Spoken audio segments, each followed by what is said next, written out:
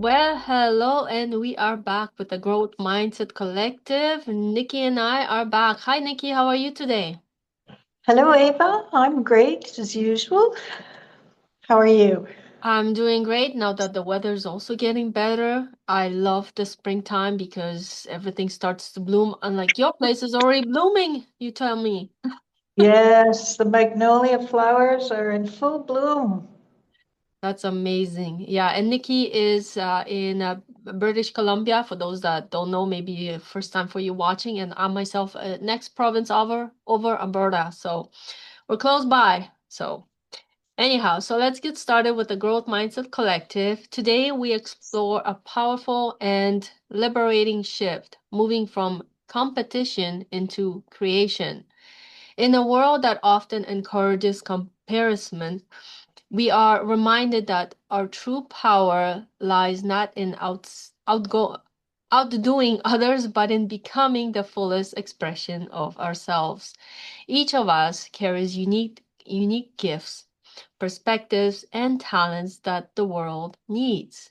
When we release the pressure to compete and instead choose to create, we step into alignment, authenticity, and limitless possibility. Looks like I need a new tongue today. Tongue twisters.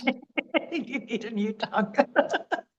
Today is about embracing our individuality, honoring our path, and Nikki will tell us what she has for us. Excuse me. Well, I am the queen of notes. I love, love, love mindset. I'm a constant learner. I'm always accumulating new things. And I love the passion of learning and growth. Like, this is a wonderful topic that Ava picked today. She needs a new tongue. I need a new throat. We're off to a great start. Yes. Um, but here's one thing I want to bring to mind while we're talking here, and we're learning to work going from the outside in, and then we want to work from the inside out, which is the difference between competition and creation. And a lot of times we think we are in creation, yet there's so many components to competition that we're in creation with little tags of competition that are attached to it. We're constantly cleansing at a new level or removing something different to the mindset, or we're start to accept a creative mindset and we accept it psychologically and subconsciously, but we haven't quite taken ownership of it yet. So these kind of things validate you, give you strength, give you courage, and they give you the meat for the understanding of what you're doing as well. So it just kind of makes life easier for you. I want to say that most people are living in a competitive mindset outside of us, of course, Mm. and they don't really realize it. Which is why I say we don't realize the tags of competition that we still have that seem to be attached, or that we kind of give validation to creation. And it's through a competitive mindset. We're in a quiet conflict as we grow into 100% creation. Um, so what I mean is that we're constantly measuring ourselves. That subconscious measurement that we walk into a room and we weigh the room. We sometimes you'll hear somebody say, "Read the room," and it's like, oh, right. But we don't want to be doing that on a competitive perspective or a competitive platform. Um, we want to do that subconsciously. We want to be walking into the room and scanning. And we don't want to be thinking, where do I rank? Am I ahead?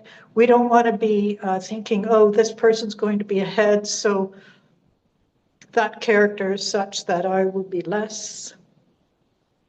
Or looking and thinking, am I enough compared to These are all competitive, not creative.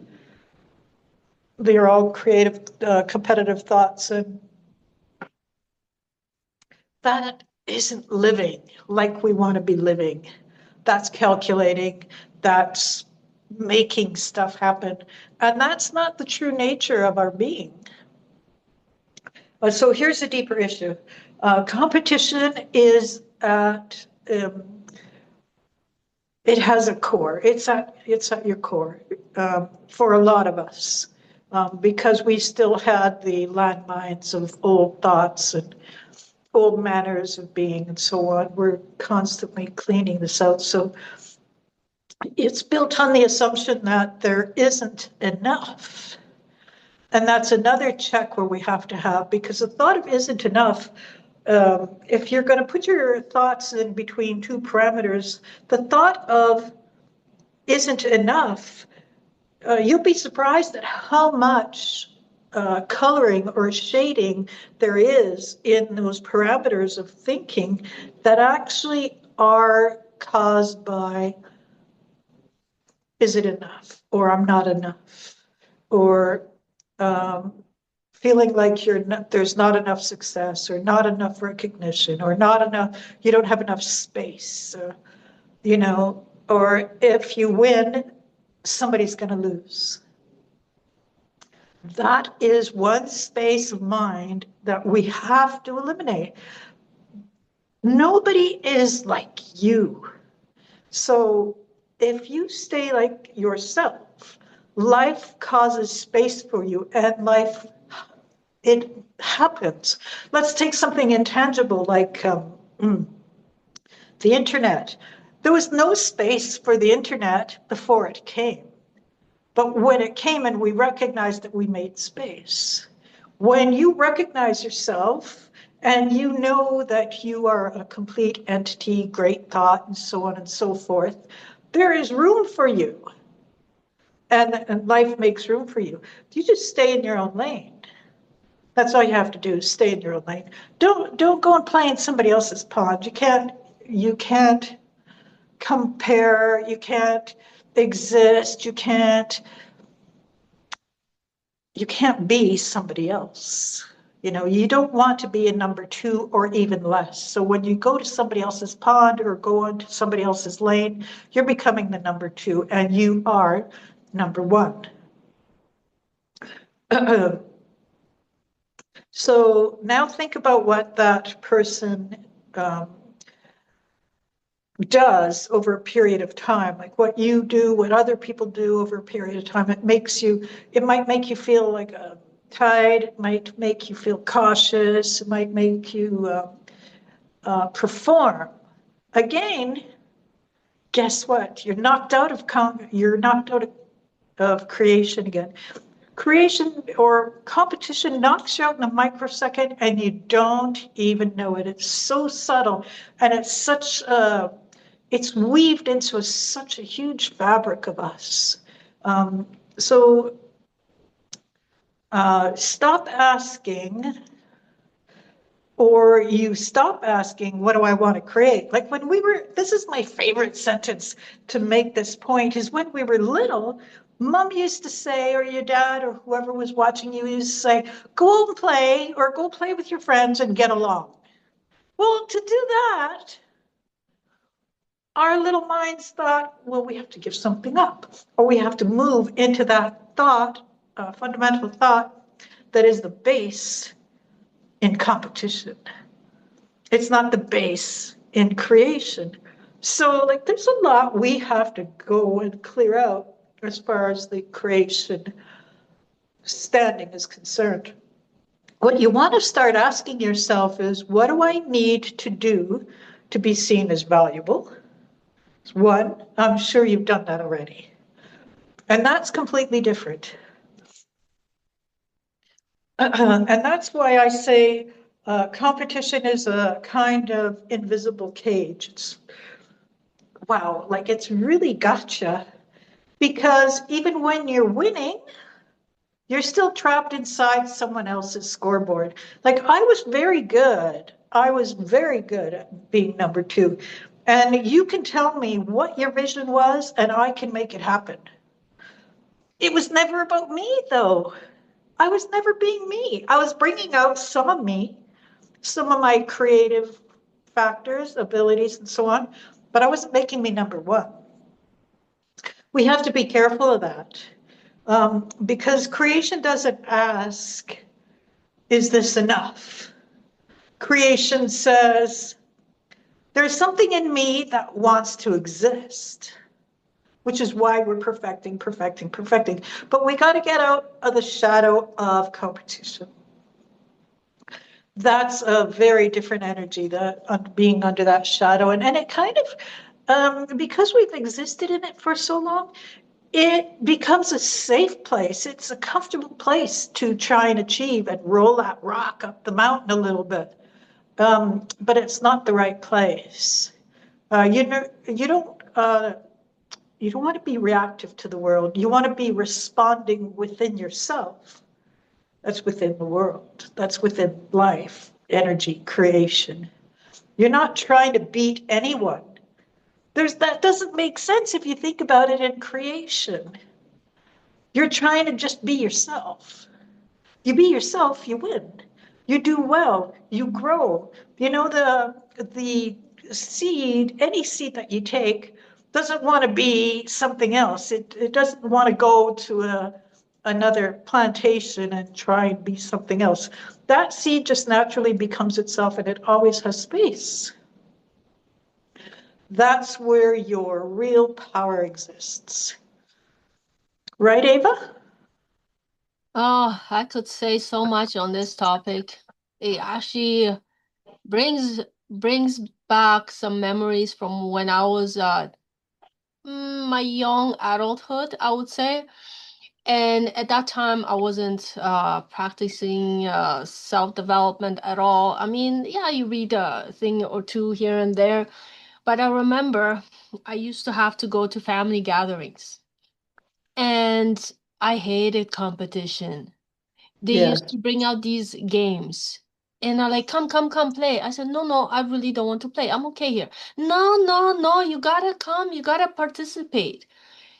I kid you not, I was burning on the inside. I did not want to participate.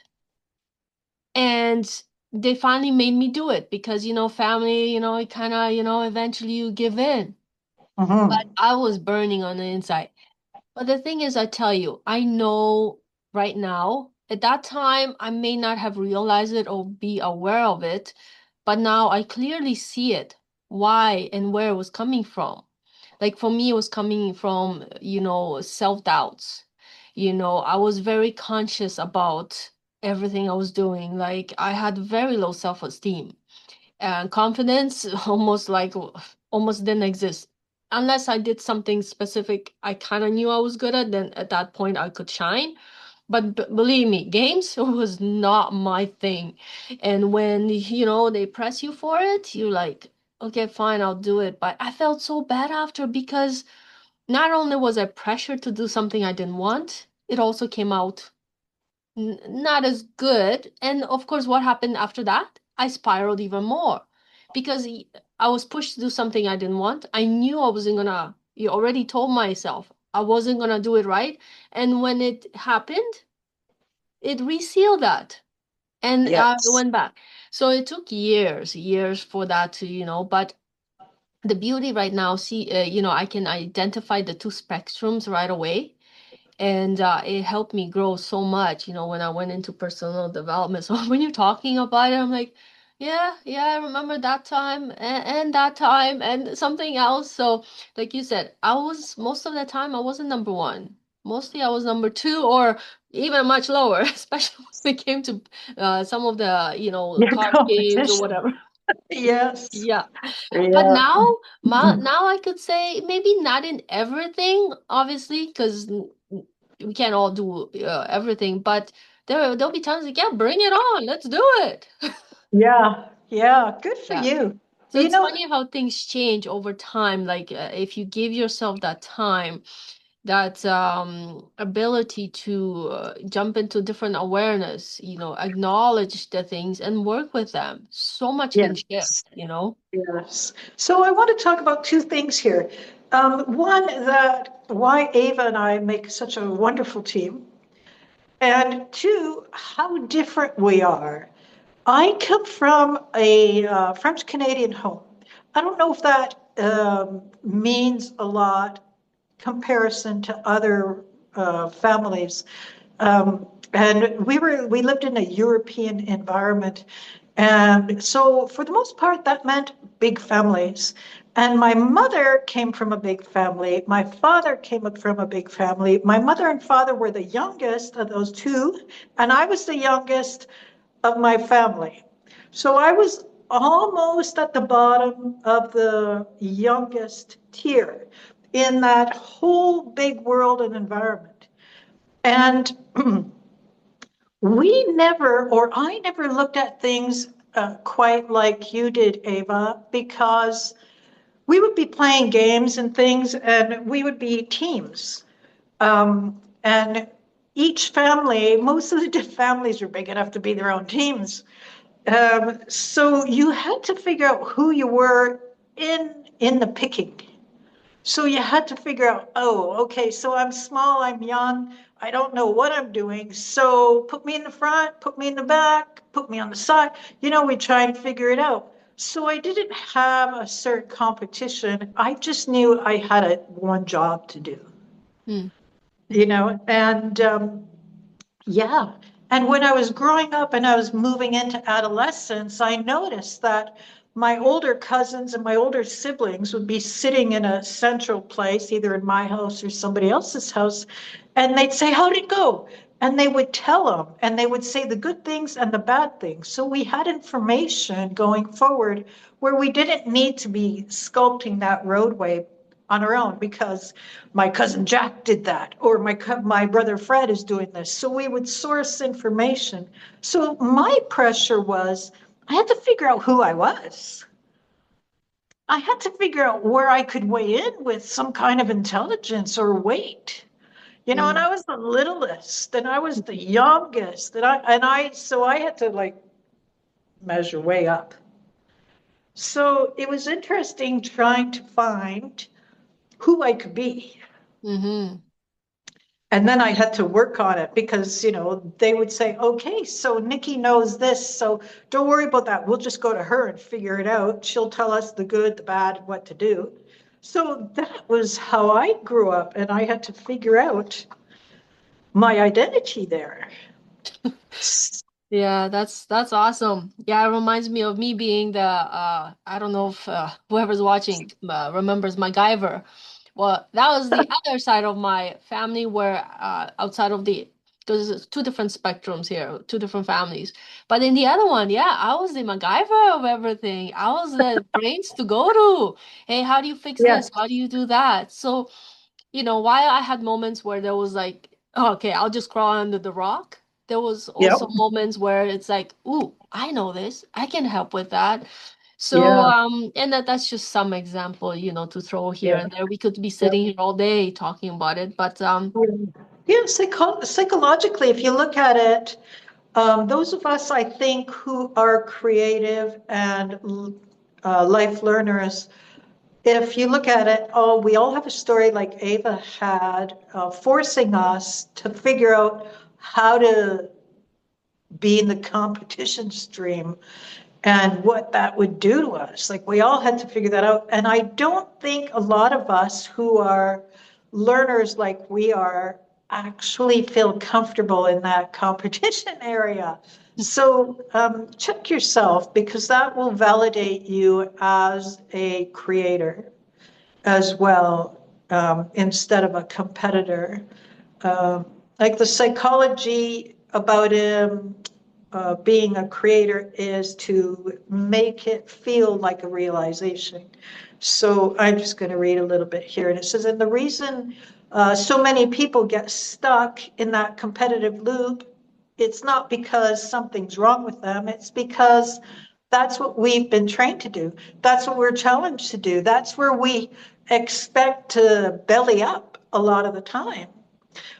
From a young age, we're graded, ranked, and compared to. We're given gold stars, we're given report cards, we have followers, we have likes. It's all a measurement, and that all takes us from creation into that competitive mindset. So we learn at a very early age that our value is something that gets decided on the outside of us, which is wrong. You know, it's so funny. Like, we're the only species that do that. Everybody else or everything else grows from the inside out, except for us, who's given all this faculty, all this intelligence, and we're backward on some things.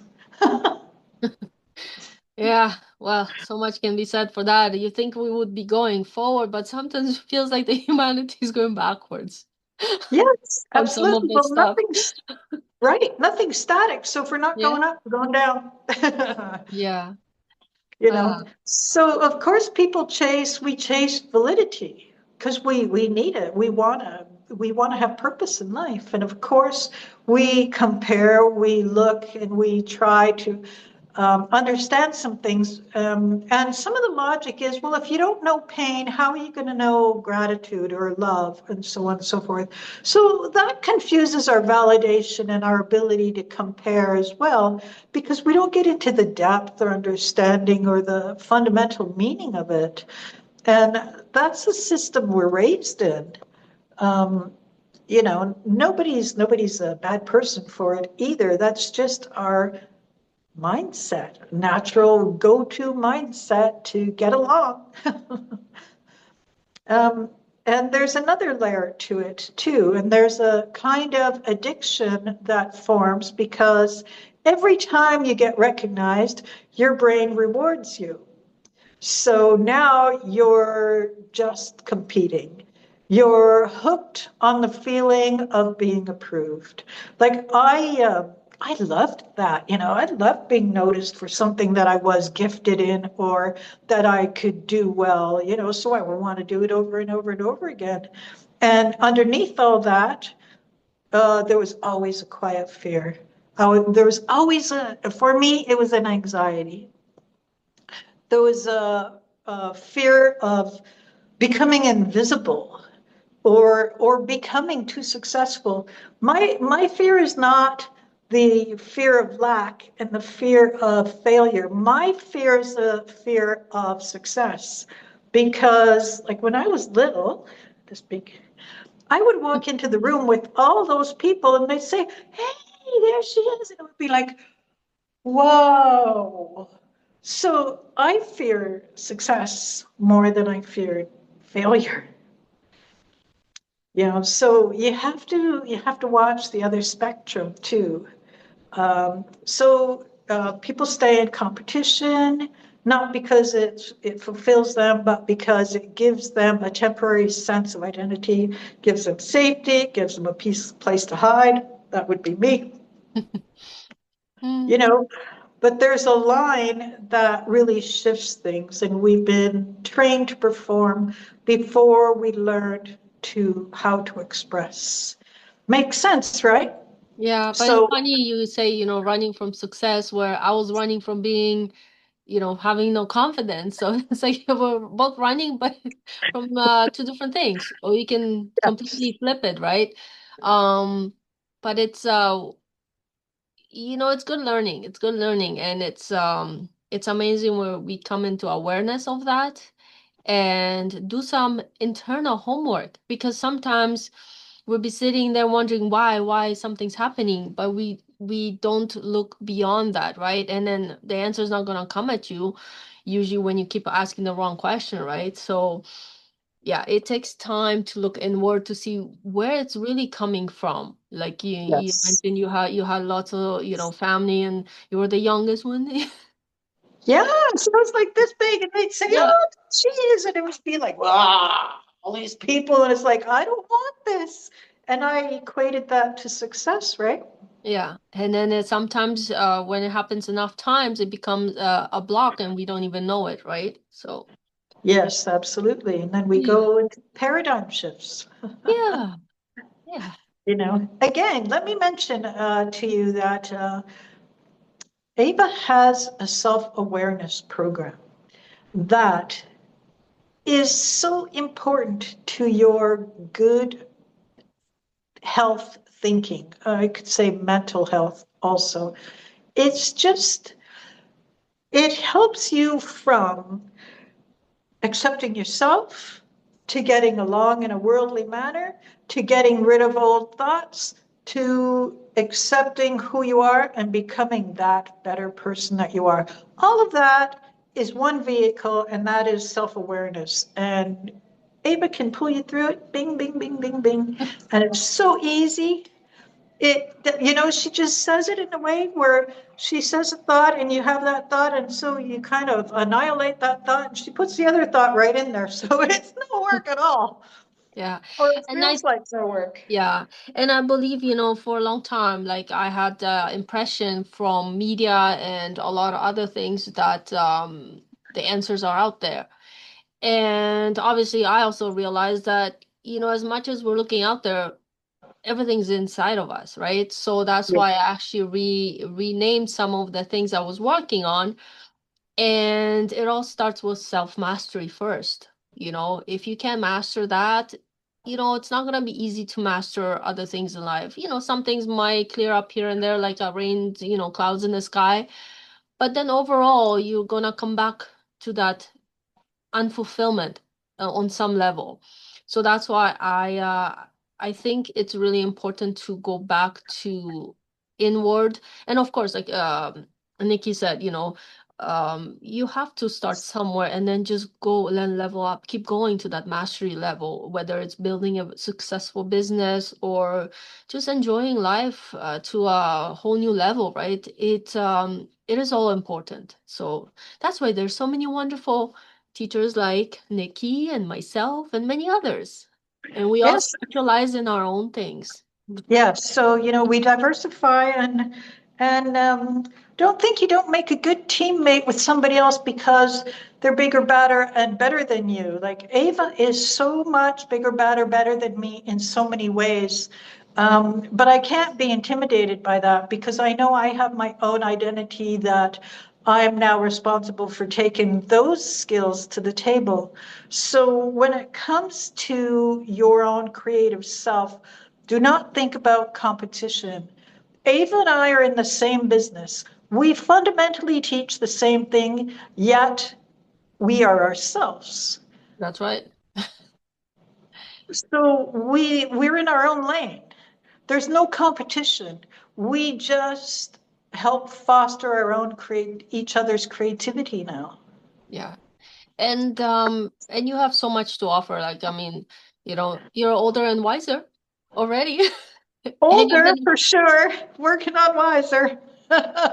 and you've been working at this a lot longer than I have. So you That's true. definitely have so much, to offer and so much to learn, there's a lot. And what is the name of your amazing program? Mine is Purpose Mastery. Yes, Hey, it's a year-long mastery. program. Yeah. Yes, yes. It complements everything Ava's doing. So if Ava doesn't help you, I can. If I can't help you, Ava can help you. And if we can't help you, wait, I didn't say it. Yeah. We'll find somebody Really? who can. Nope, we're going to keep you. So do you have anything else for us, Nikki, or we're gonna wrap it up slowly and have be Well, I'm gonna say in case you heard growling, it wasn't my stomach. It was my little coworker today. She was just Aw. keeping me safe there for a minute, so that I wasn't growling while Ava was talking, and that wasn't my stomach. All good, all good. She's so cute. So we both have half an hour consultations if you want to grow and learn in the foray that we are talking and speaking on and have disciplined ourselves in. And honestly, if you need anything else, we will gladly help you find what you need. That's right. And like Carl Jung said, the privilege of a lifetime is to become who you truly are. But I won't leave you just with that. Um, so as today we close this wonderful chat, remember that your journey is not a race, but a masterpiece. You're not here to compete for a place in the world. You are here to create one. When you shift from comparison to creation, you actually reclaim your power, embrace your uniqueness, and open the door to infinite possibilities. So let today be the moment you choose authenticity over approval, collaboration over competition, and creativity over fear. The world does not need another copy. It needs the original that is you. Now, in this video, I'll also post some questions later. So look into the comment section, or if you like an actual PDF, reach out. Has some really good questions to ask yourself for realignment, maybe deeper inner work and stuff like that. Or like Nikki mentioned, give us a call or schedule a call with us. And see how we can help you to achieve your next level, whatever that is for you, because everybody's different, of course. So till next time, thank you, Nikki, for being here, and thank you for watching, and we'll see you guys next time. Thank you. Bye-bye.